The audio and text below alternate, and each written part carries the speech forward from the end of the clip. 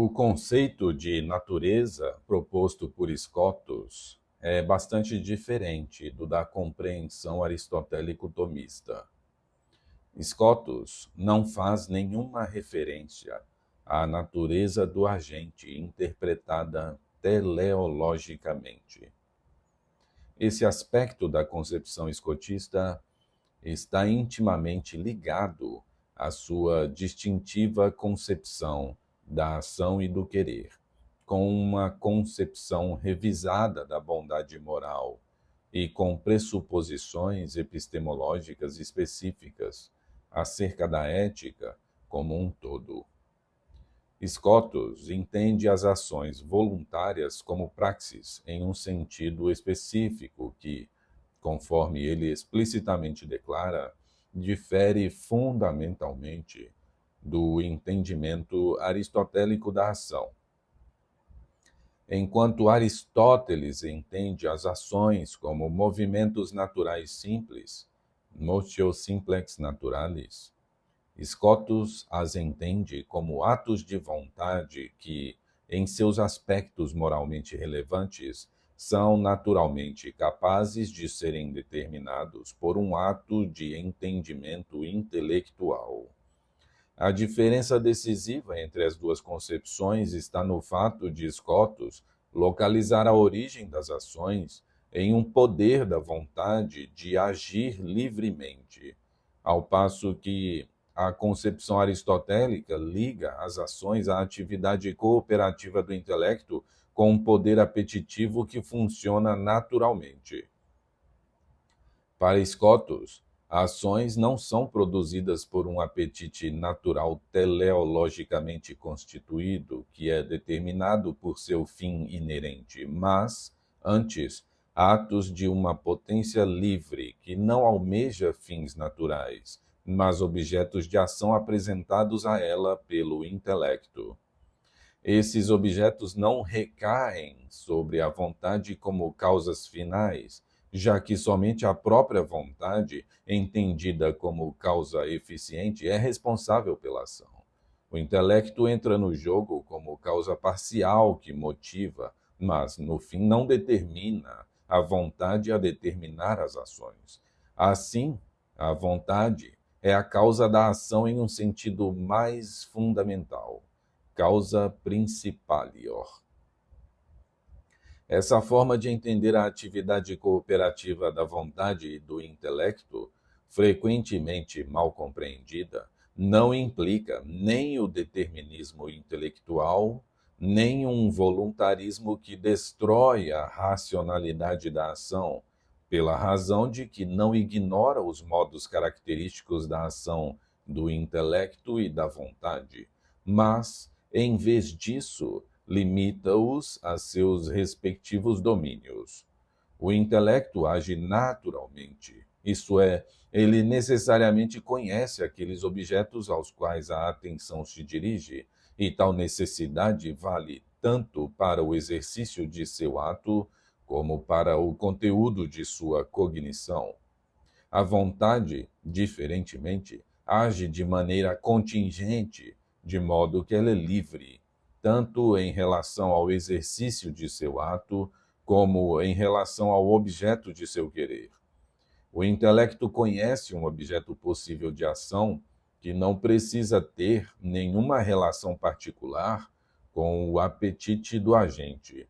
O intelecto conhece objetos, não fins, já que um objeto de ação, objectum, não é por si mesmo um fim para a ação, finis. Um objeto se torna um fim somente quando é procurado pela vontade. O que um objeto é, quais são suas qualidades distintivas e características quiditativas, é um aspecto necessário da maneira em que ele é constituído. Seu estatuto como um fim vem somente de um ato da vontade e, portanto, é contingente. Duas consequências principais decorrem dessa compreensão. Primeiro, o caráter objetivo daquilo que é conhecido pelo intelecto permite a Scotus conservar sua exigência de verdade no conhecimento prático. Por trás da provocativa tese escotista de que há verdades necessárias, mesmo acerca de questões contingentes, como atos de vontade, está essa assunção de que aquilo que é conhecido é independente de qualquer relação anterior com a vontade. Uma segunda consequência, ou talvez um corolário, dessa forma de entender o objeto de ação voluntária é que a vontade passa a ser entendida como a causa eficiente das ações livres. O aspecto distintivo da liberdade é visto no fato de que a vontade não almeja fins naturalmente inculcados que, em si mesmos, têm de ser entendidos como causas finais, conforme propõe o naturalismo aristotélico tomista. Em vez disso, a vontade pode-se determinar a ação de maneira completamente independente de qualquer causa final, como coprincípio. Esse último ponto implica uma ruptura total com um princípio fundacional da física e da metafísica aristotélicas, o qual também fora considerado como vinculatório pelos pensadores medievais. A interpretação escotista da vontade como uma potência que pode se mover a si mesma, da potencialidade à efetividade, sem qualquer causa anterior, contradiz diretamente o axioma aristotélico de que tudo que é movido por outro. Omni quod movetur ab alio movetur. É sua ruptura com esse princípio fundamental e com a interpretação teológica da ação voluntária por ele implicada, que permite a Scotus conceber a vontade como uma potência para a livre autodeterminação. Essa doutrina escotista vai de mãos dadas com uma crítica completa do conceito de causalidade final, tão importante na ética aristotélico-tomista. Diferentemente de seus predecessores e contemporâneos medievais, Scotus considera a ideia de uma causa que exercita sua causalidade como um fim possível puramente metafórico, que não corresponde à realidade efetiva alguma. Precisamente, com referência à concepção aristotélica de apetite racional, Scotus critica a noção de que esse apetite age em virtude de sua relação com uma causa final. O fim ao qual um apetite almeja pode ser considerado uma causa-motivo apenas em sentido metafórico. Scotus entende a relação da vontade com seu objeto de maneira fundamentalmente diferente.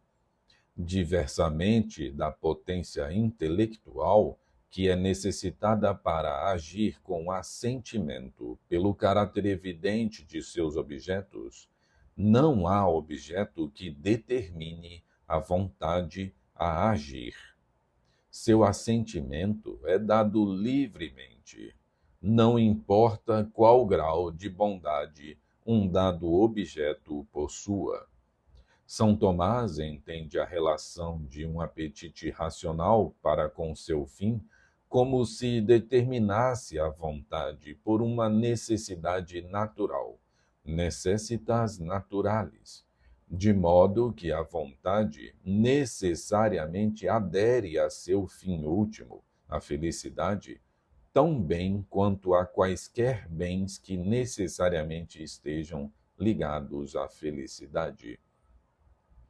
Scotus rompe essa conexão imediata entre um fim conhecido como bom com o ato correspondente de vontade, ao introduzir um elemento de reflexividade singular à vontade, como distinta do mero apetite. A vontade que quer um objeto também sempre quer o seu querer desse objeto. Vult se velle illud. Mas, já que a vontade sempre age livremente, ela também pode impedir que o querer de qualquer objeto queira, non vele. Em outras palavras, ela sempre tem o poder de abandonar ou suspender seu próprio querer. Por essa razão, a vontade necessariamente não quer nem mesmo a epítome do bem, a felicidade. E essa falta de necessidade não depende da pessoa ter um entendimento meramente parcial da felicidade. Pela concepção de Scotus, a vontade tem um ato reflexivo, actus reflexus, como ele o denomina, que suporta o seu próprio querer. O querer de primeira ordem, que é dirigido para um objeto particular, se torna, no nível de segunda ordem, ele mesmo um objeto da vontade, que pode por si determinar ou querer ou não querer tal objeto. Esse caráter dúplice e essa reflexividade são o que tornam a vontade, conforme Scotus a entende, uma potência livre e autodeterminante. Como essa teoria da livre autodeterminação da vontade pode ser conciliada com a formulação de uma ética racional? A concepção escotista certamente corta a ligação natural entre o fim da ação, a cognição e o apetite, mas de maneira alguma abandona a reivindicação de propor uma teoria racional. Essa ideia tem consequências de amplo alcance para o conceito de bondade moral. Enquanto na tradição aristotélico-tomista a bondade moral envolve a satisfação de um apetite que está direcionado para a sua própria perfeição, o conceito de vontade escotista não permite qualquer tipo de recurso à satisfação entendida em termos de uma natureza. É precisamente porque Scotus exclui todas as determinações naturais da vontade que a razão se torna ainda mais importante. Em primeiríssimo lugar, isso é verdadeiro na sua teoria da ação, na medida em que a razão não pode mais ser somente uma causa sine qua non da volição. Antes, a razão é causa parcial que, para Scotus, salvaguarda a orientação teológica da vontade, a qual não pode mais ser explicada em termos meramente naturais. Isso também é verdadeiro para a maneira como ele compreende a lei natural e as concepções de lei que se referem a ela. Lex positivo. Mais uma vez, a faculdade do intelecto, entendida como a capacidade de tirar conclusões ou como a razão que opera discursivamente, compensa a ausência de um ponto natural de referência, com base no qual os preceitos da lei natural poderiam ser reconstruídos.